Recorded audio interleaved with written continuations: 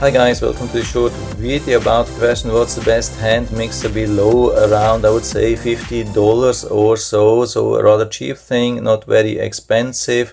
If you want to buy something rather cheap and you still have some expectations for a hand mixer, then I think this is a really good choice. I found this just by chance.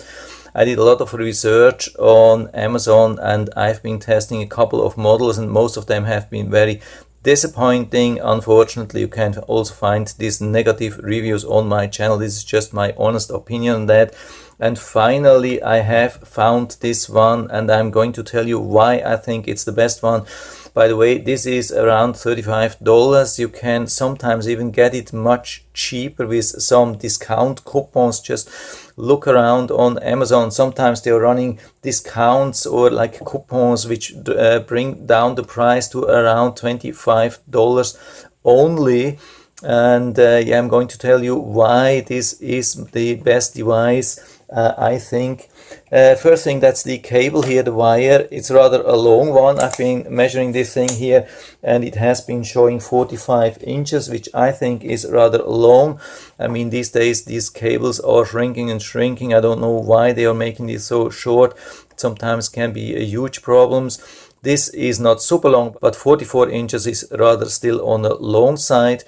Then one really important thing here, this one doesn't have a turbo button. I mean, some of the manufacturers are telling you you have to have a turbo button. It's so nice, it's so fancy. I'm telling you, it's a huge risk. It's a huge safety hazard if you have a turbo button.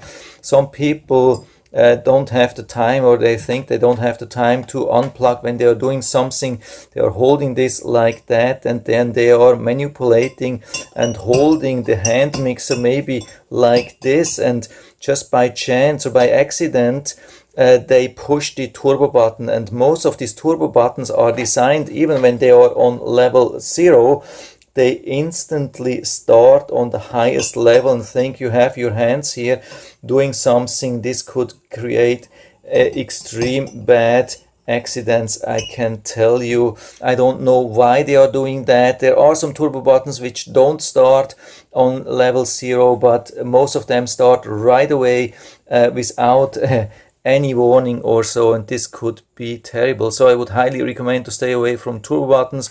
It's not needed. We didn't have this like 20-30 years ago and there was never a problem. I didn't miss this and I'm still not missing this. Then second thing is, and that's really important, we have a lot of very powerful hand mixers. When we buy even cheap from China, like for $25 or $30, they all come with at least 400 watts. They are really powerful, but what they are missing out is here a low gear, a low level speed. Most of them, when you start on level 1, they have already very high speed. They are super loud. So if you have like a bowl which doesn't have like much space here, you have to fill it up. And when you are starting them and on level 1 and they are running at high speed, it will create a huge mess. It's impossible to use them nicely. Total different thing here with this one here. If you go on level 1, you can start this thing here, and first thing you can see, it is running on low speed. I stop this again here. It's running on very low speed and also it's not very loud. These two things are really important. I mean, it has some nice extras. It's showing the time. You can reset, you can stop, start, reset. Everything works really nicely. You can see also the release button. It doesn't blow extreme air around. I've been measuring while it's running. There's almost no air to feel, so it won't blow around the flour when you're doing some baking or so.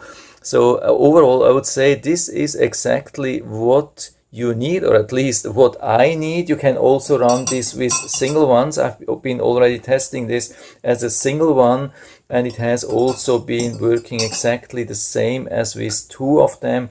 Comes with a lot of accessories. You can see you can use it in or store it in an upright position. Has these extras here. I mean, I'm not saying it's a one-to-one replacement for like a $100 KitchenAid hand mixer, probably not, but I don't have the money to buy so expensive. So for me, that's definitely the best choice at the moment, and I'll put down the link to the Amazon listing down into the description so you can check it out and order it right from there if you like it. And I hope I've been able to help you a little bit with this video. If you have any questions or comments or better solutions, maybe you have found something better than that, just let us know down in the feedback area. I'm always happy to talk about these things, and if you like the video, give me a thumbs up, subscribe my channel. Thanks for watching, and see you next time.